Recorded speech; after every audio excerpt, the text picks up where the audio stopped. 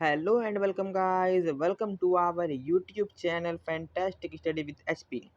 तो दोस्तों, जैसा कि आप सबको पता है, हम आपके लिए प्रैक्टिस सेट लेकर के आ रहे हैं दोस्तों। जिस कड़ी में हमने जो प्रैक्टिस सेट 4 तक है वह कंप्लीट कर लिया था। आज हम आगे बढ़ रहे हैं और आज हम दोस्तों आपके लिए प्रैक्टिस सेट 5 लेकर के आए हैं। तो आज हम प्रैक्टिस सेट 5 को हल करने का प्रयास करेंगे। चलिए, प्रैक्टिस सेट 5 को अब हम हल करते हैं दोस्तों। बहुत ही आसान तरीके से हम इसको हल करेंगे। तो देखिए दोस्तों, आप यहाँ पर हमारे यहाँ पर पहला प्रश्न है। तो निम्नलिखित में से किसने बादशाह शाहजहां को सुप्रसिद्ध हीरा कोहिनूर भेंट किया था दोस्तों? तो दोस्तों, शाहजहां को जो हमारा सुप्रसिद्ध कोहिनूर हीरा है वह भेंट किया था मीर जुमला जी ने। चलिए अगला प्रश्न पढ़ते हैं दोस्तों। अगला प्रश्न देखिए, तो निम्न में से किस सुल्तान ने तुर्कान ए चिहलगानी का दमन किया दोस्तों? तो किसने किया दोस्तों? वह हमारे किया बलबल ने। चलिए अगला प्रश्न पढ़ते हैं। तीसरे नंबर का प्रश्न है हमारा। तो सती प्रथा का अभिलेखीय साक्ष्य कहाँ से मिलता है? तो बात करें दोस्तों सती प्रथा का अभिलेखीय साक्ष्य दोस्तों कहाँ से मिलता है, तो यह हमारा मिलता है दोस्तों एरड़ अभिलेख से। चलिए चौथे नंबर का प्रश्न देखिए, तो बुद्ध की मृत्यु जहाँ हुई थी वह स्थान अब कहाँ है? दोस्तों, बुद्ध की मृत्यु की अगर आप बात करें तो इनकी जो मृत्यु हुई थी वह हमारी हुई थी कहाँ पर? तो आप देखें तो इसका आंसर हमारा हो जाएगा उत्तर प्रदेश में। चलिए अगला प्रश्न पढ़ते हैं दोस्तों। तो निम्नलिखित में से कौन सा एक हड़प्पा का बंदरगाह है?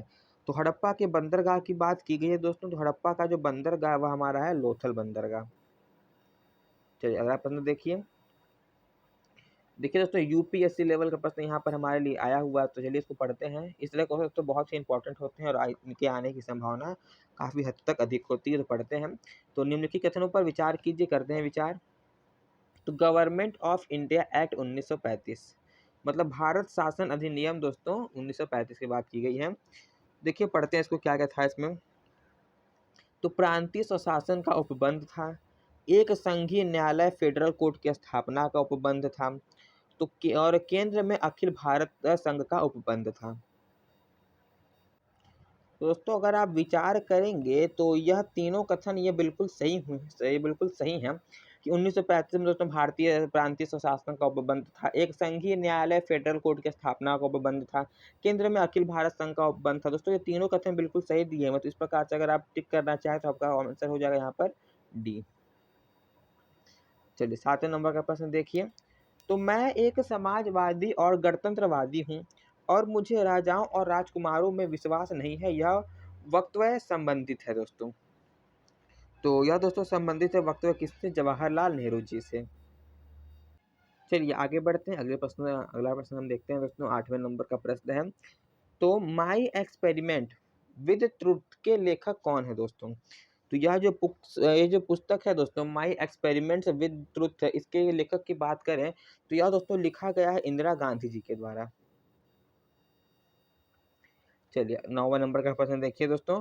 तो लॉर्ड कर्जन के समय उग्रवाद के पनपने का मुख्य कारण था दोस्तों। अगर आप बात करें तो लॉर्ड कर्जन के समय दोस्तों जो उग्रवाद पनपा था उसका जो मुख्य कारण अगर आप देखना चाहें तो वह था बंगाल का विभाजन। क्योंकि दोस्तों 19 जुलाई 1905 को दोस्तों बंगाल विभाजन की जो रूपरेखा थी वह रखी गई थी जनता के सामने। और इसकी घोषणा की बात करें तो इसकी घोषणा हुई दोस्तों कब? 20 जुलाई को। 20 जुलाई दोस्तों, ईयर कौन सा था आपको पता ही होगा। 20 जुलाई 1905 को इसकी घोषणा कर दी गई थी दोस्तों। चलिए अगला प्रश्न देखिए। 10वें नंबर के प्रश्न पर अब हम यहाँ पर पहुंच चुके हैं। देखिए, नील क्रांति का नेतृत्व निम्नलिखित में से किसने किया था दोस्तों? तो नील क्रांति का नेतृत्व अगर आप देखिए दोस्तों तो वह हमारा किया था किसने? दिगंबर विश्वास एवं विष्णु चरण विश्वास जी ने। चलिए अगला प्रश्न देखिए दोस्तों। 11वें नंबर का प्रश्न देखिए। तो यूरोप का प्रमुख मत्स्यन क्षेत्र डॉगर बैंक कहाँ अवस्थित है दोस्तों? ये जो डॉगर बैंक है यह हमारा यूरोप का एक मत्स्यन क्षेत्र है दोस्तों, बहुत ही महत्वपूर्ण। तो बात करें दोस्तों यह अवस्थित है कहाँ पर? तो यह अवस्थित है हमारा उत्तरी सागर में। चलिए अगला प्रश्न पढ़ते हैं दोस्तों। 12वें नंबर का प्रश्न देखिए। तो निम्नलिखित देशों के समूह में से कौन सा एक समूह को बेनिलक्स देश कहा जाता है दोस्तों? तो देखते हैं किस समूह को कहा जाता है बेनिलक्स देश। तो दोस्तों यह जो हमारा बेल्जियम, नीदरलैंड और दोस्तों लग्जमबर्ग, इन देशों के जो समूह है इन देशों को हम कहते हैं दोस्तों बेनिलक्स देश। चलिए अगला प्रश्न देखिए 13वें नंबर का प्रश्न अब आप देखिए। तो निम्नलिखित में से कौन सी चट्टान प्रणाली भारत नवीनतम है दोस्तों, भारत की नवीनतम है। दोस्तों चट्टान प्रणाली अगर आप देखें तो यह जो हमारी नवीनतम है वह है हमारी गोंडवाना। चलिए अगला प्रश्न देखिए दोस्तों, माउंट आबू निर्मित है। तो माउंट आबू की अगर आप बात करें दोस्तों तो यह निर्मित है हमारा नीस से।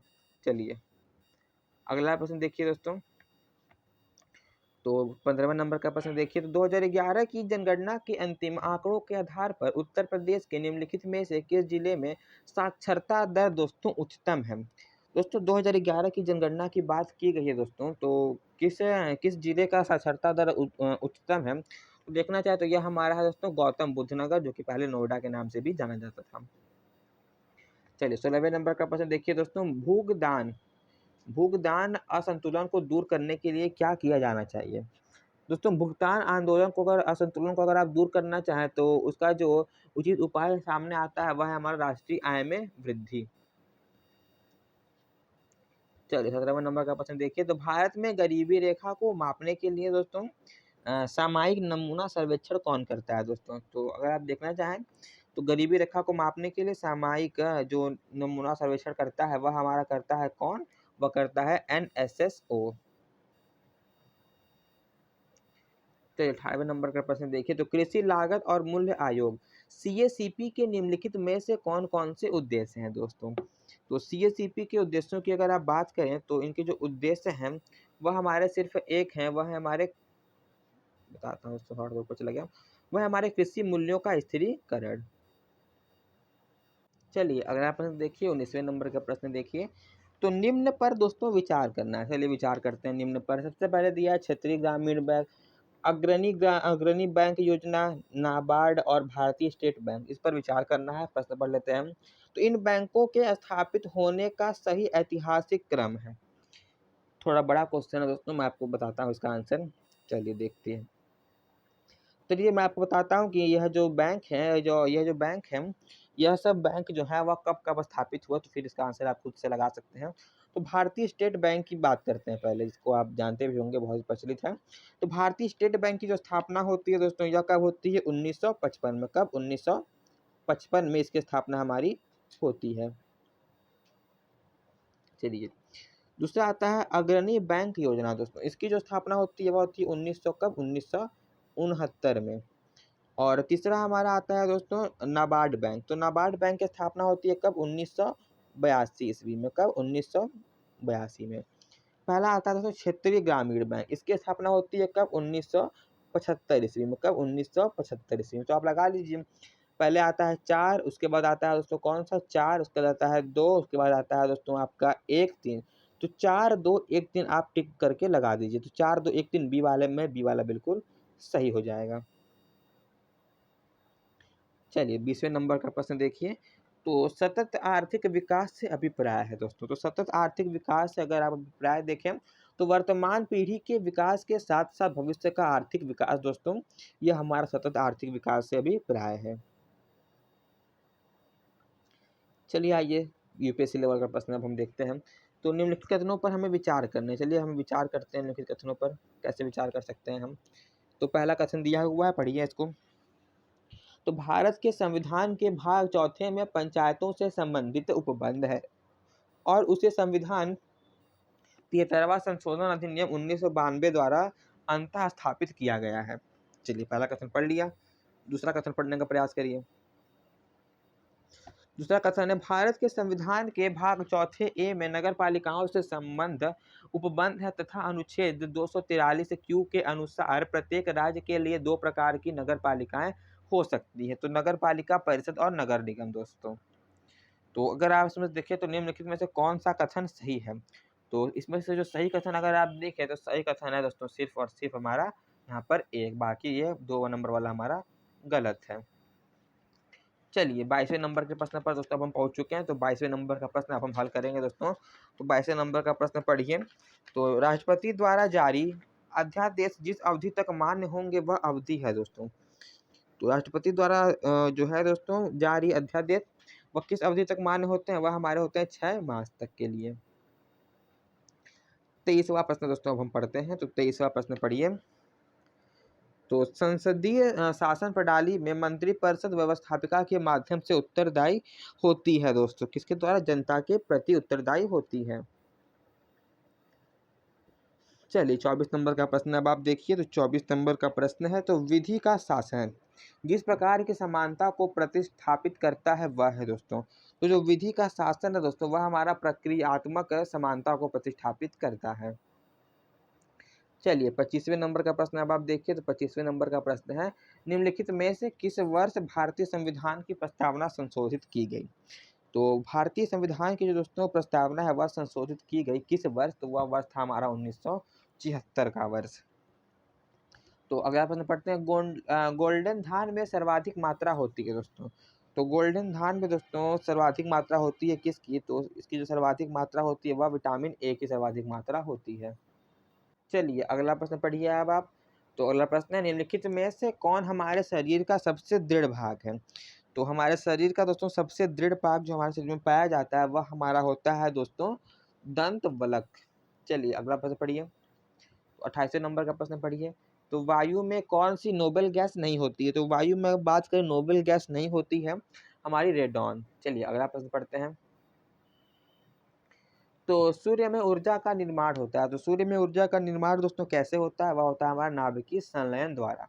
कुछ लोग लगा देते हैं दोस्तों नाभिकीय विखंडन द्वारा। नाभिकीय विखंडन द्वारा नहीं होता है, नाभिकीय संलयन द्वारा होता है। इसमें बच्चे बहुत कंफ्यूज हो जाते हैं।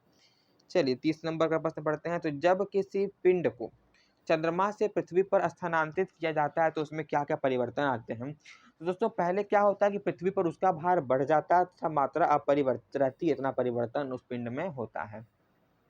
चलिए अगला प्रश्न देखिए दोस्तों, अतीत के चलचित्र किसकी रचना है? तो जो अतीत के चलचित्र है दोस्तों, ये रचना को अगर आप देखना चाहें तो अतीत के चलचित्र रचना है हमारे महादेवी वर्मा जी की। क्या है दोस्तों, इसमें तो अतीत के चलचित्र पूछा है। मान लीजिए आपसे अयोध्या सिंह, सिया राम शरण गुप्त, सूर्यकांत त्रिपाठी, निराला जी के बारे में पूछ लिया कि इनकी रचनाएं बताइए। तो कुछ रचनाएं आप इनके बारे में भी जानते रहिए। तो इनकी कुछ रचनाओं के बारे में आपको बताता हूँ। जैसे कि जो अयोध्या सिंह के बारे में अगर पूछेगा इनकी रचनाओं के बारे में, तो इनकी सबसे महत्वपूर्ण रचनाएं कुछ आप जान लीजिए। तो पहला है हमारा प्रिय व्यास। क्या है दोस्तों? प्रिय व्यास। प्रिय व्यास। और दोस्तों एक और इनकी रचना है परिजात। क्या दोस्तों? परिजात। परिजात। एक और रचना दोस्तों इनकी जो इम्पोर्टेंट जो इनकी कृति है, जो इनकी इम्पोर्टेंट रचना है वह हमारी वैदेही है। क्या है? वैदेही। वैदेही है। और दोस्तों एक और अगर आप बात करें तो वह है इनकी शतक। शतक भी इनकी बहुत ही महत्वपूर्ण रचना है दोस्तों। क्या? शतक इम्पोर्टेंट रचना है। और एक और है दोस्तों प्रसून, पद्म प्रसून। पद्म प्रसून इनकी एक और महत्वपूर्ण रचना है। तो इतना आप दोस्तों याद कर लें इनकी रचनाओं के बारे में।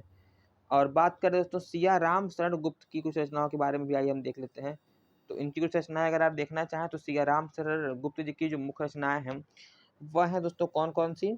वह हमारी पहली आती है नकुल। इंपॉर्टेंट रचना बता रहा हूँ सिर्फ आपको, रचना तो बहुत किए हैं। तो इंपॉर्टेंट दोस्तों जिनके बारे में पूछा जाता है वह है नकुल। दूसरा दोस्तों दैनिकी। क्या है दोस्तों? दैनिकी।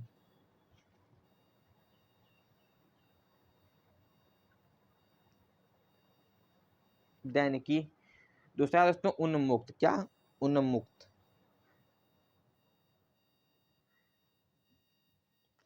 एक और इंपॉर्टेंट रचना दोस्तों जिसका नाम है विषाद। क्या? विषाद। तो इतने रचना आप इनके बारे में भी जानते रहिए। तो अंत में आते हैं सूर्यकांत त्रिपाठी निराला जी की जो रचना है इनके बारे में तो आपको पता ही होगा, ये बहुत से इंपॉर्टेंट राइटर हैं। तो इनके बारे में मैं आपको नहीं बता रहा हूँ और इनके बारे में आप कमेंट करके हमें बताएं इनकी महत्वपूर्ण रचनाएं कौन कौन सी हैं। चलिए 37वां प्रश्न देखते हैं। तो मुहावरे अपना सामान्य अर्थ न देकर अर्थ प्रकट करते हैं। तो मुहावरे जो होते हैं अपना विशेष अर्थ प्रकट करते हैं। चलिए अगला प्रश्न देखिए। निम्नलिखित में से कौन सा शब्द पुल्लिंग है? तो पुल्लिंग शब्द की अगर आप बात करें तो पुल्लिंग शब्द है हमारा कौन सा? वचन। चलिए 39वें नंबर का प्रश्न अब आप देखिए। तो मैंने मेरे को सुधार लिया है वाक्य में किस प्रकार की अशुद्धि है? तो इस वाक्य में अगर आप अशुद्धि देखना चाहिए चाहे दोस्तों तो इस प्रकार में हमारी सर्वनाम प्रकार की अशुद्धि है। चलिए 40वें नंबर का प्रश्न अब आप पढ़िए। तो दिए गए विकल्पों में से बादल का समानार्थी शब्द है। तो बादल का दोस्तों समानार्थी शब्द अगर आप देखना चाहें तो वह है हमारा कौन सा? तो बादल का समानार्थी शब्द इसमें से हमारा है अम्बुद दोस्तों। तो ये जो इंग्लिश का जो पैराग्राफ वाला प्रश्न है, ये थोड़ा-सा मिसप्रिंट हो गया है। इसका क्वेश्चन और इसका आंसर गलत हो गया है दोस्तों। तो इसमें का ही पैराग्राफ वाला छोड़ देते हैं और इसमें के जो अंग्रेजी के अन्य क्वेश्चन है उसको हम हल करते हैं। चलिए, तो देखते हैं इसको हम किस प्रकार से हल कर सकते हैं दोस्तों।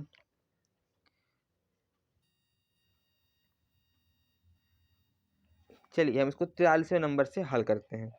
तो 43वें नंबर से हल करेंगे तो दोस्तों है, तो dash sun rises in the east. तो इसका हो जाएगा दोस्तों, अगर आप देखना चाहें तो इसका हो जाएगा the sun is rises in the east दोस्तों।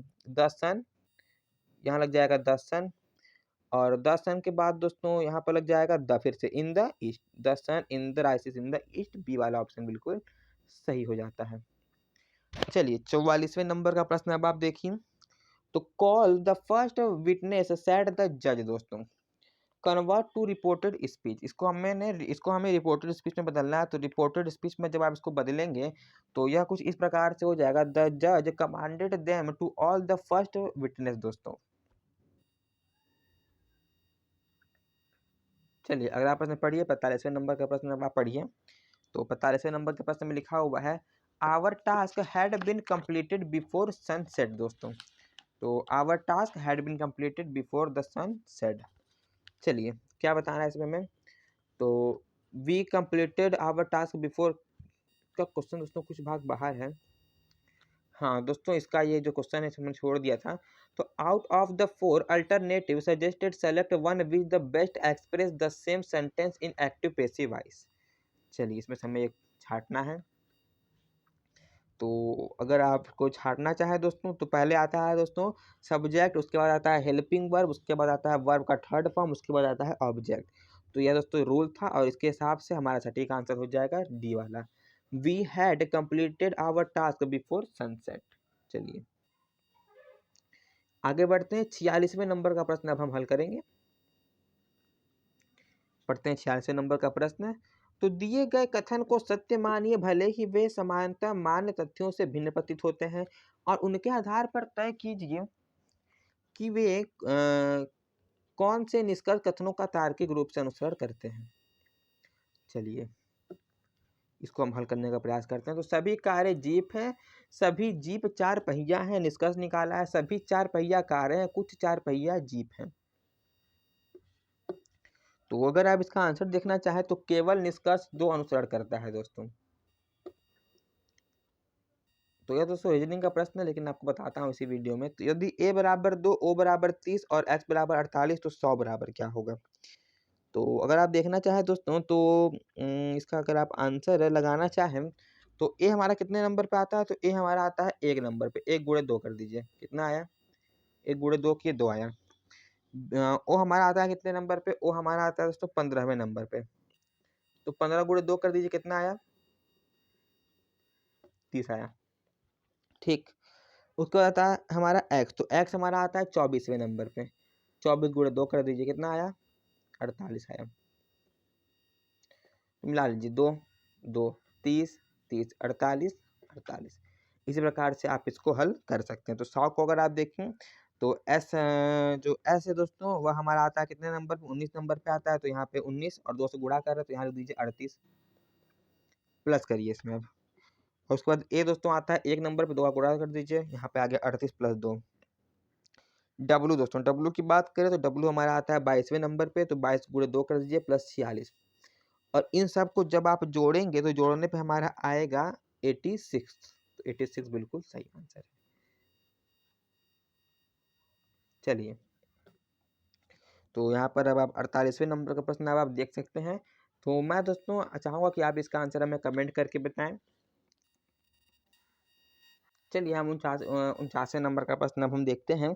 तो नीचे प्रत्येक प्रश्न ए और बी दो कथन दिए गए हैं। ये कथन या तो स्वतंत्र कारण हो सकते हैं, या स्वतंत्र कारणों या सामान्य कारण से के परिणाम हो सकते हैं। इसमें से एक कथन दूसरे कथन का परिणाम हो सकता है। दोनों कथनों को पढ़िए और तय कीजिए कि निम्नलिखित में से किस उत्तर का चुनाव इन दोनों कथनों के बीच सही उपबंध संबंध दोस्तों बताता है। चलिए, अधिकांश छात्रों ने अगले महीने जाने वाले शैक्षणिक दौरे में शामिल होने के लिए अपने नाम लिखवाए। स्कूल अधिकारियों ने अगले महीने जाने वाले शैक्षणिक दौरे को रद्द कर दिया।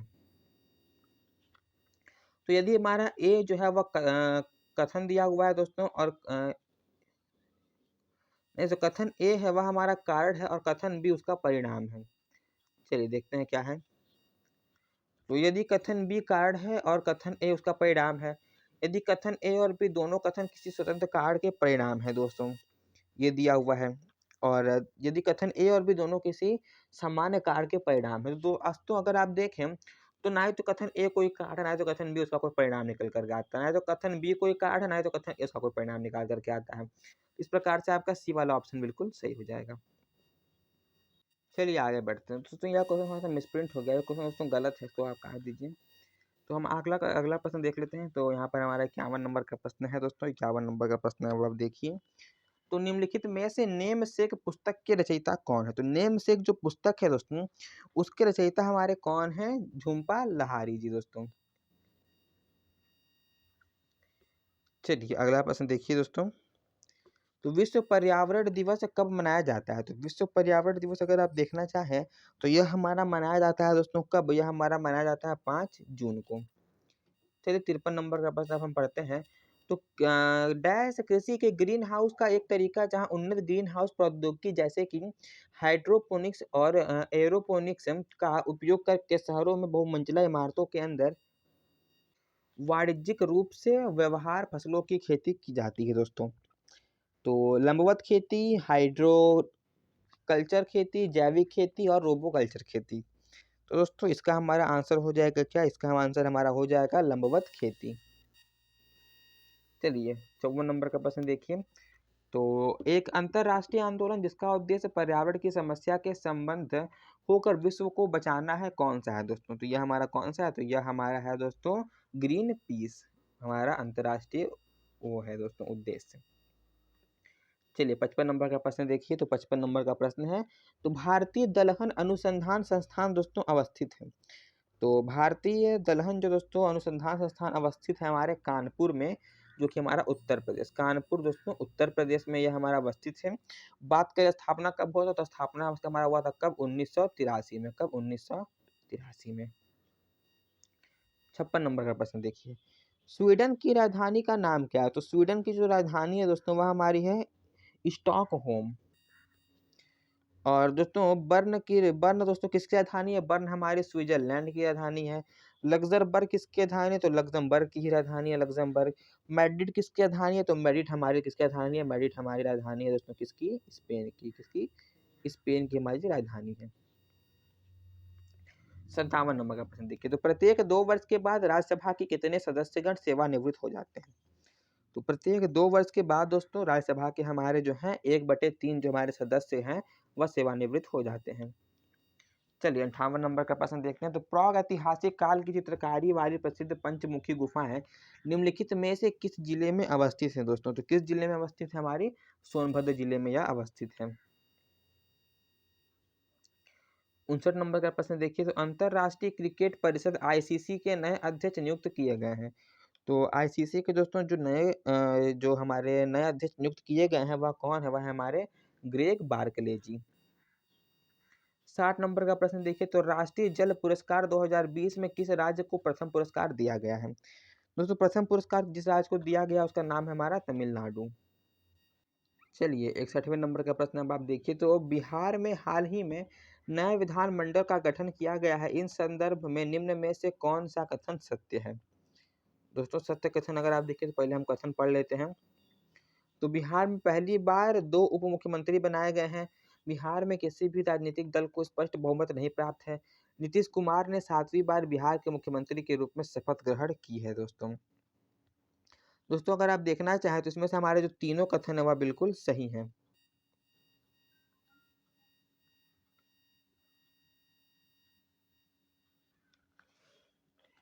चलिए 62 नंबर का प्रश्न देखिए अब आप।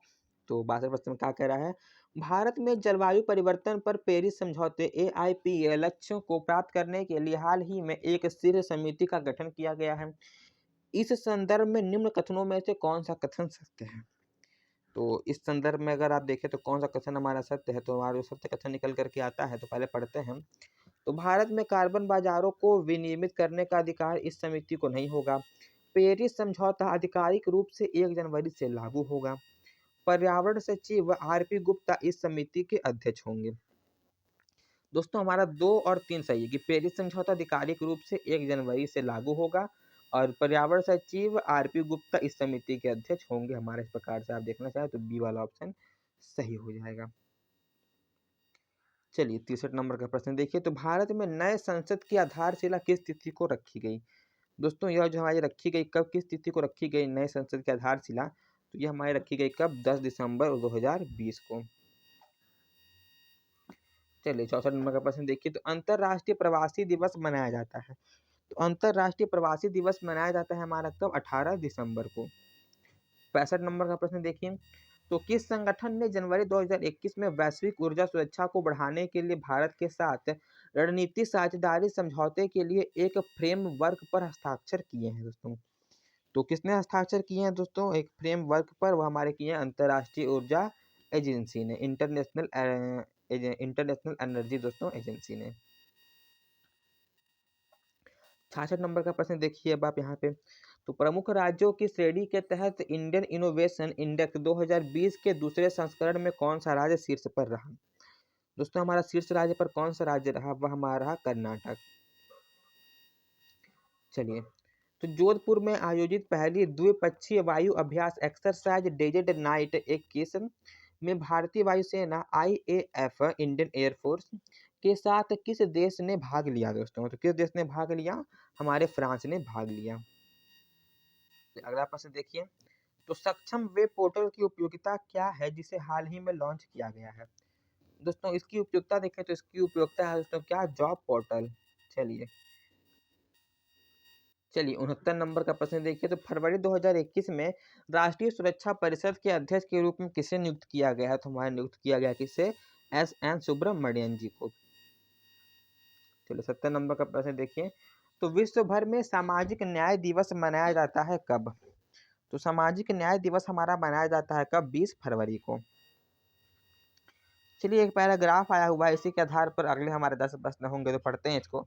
तो साहस की जिंदगी में सबसे बड़ी जिंदगी होती है ऐसी जिंदगी की सबसे बड़ी पहचान है कि वह बिल्कुल निडर, बिल्कुल बेखौफ। साहसी मनुष्य की पहली पहचान है कि वह इस बात की चिंता नहीं करता कि तमाशा देखने वाले लोग उसके बारे में क्या सोच रहे हैं। दूसरों की परवाह किए बगैर जीने वाला आदमी दुनिया की असली ताकत होता है और मनुष्यता को प्रकाश भी ऐसे ही आदमी से मिलता है। साहसी मनुष्य उन सपनों से भी रस लेता है जिनका कोई व्यावहारिक अर्थ नहीं होता।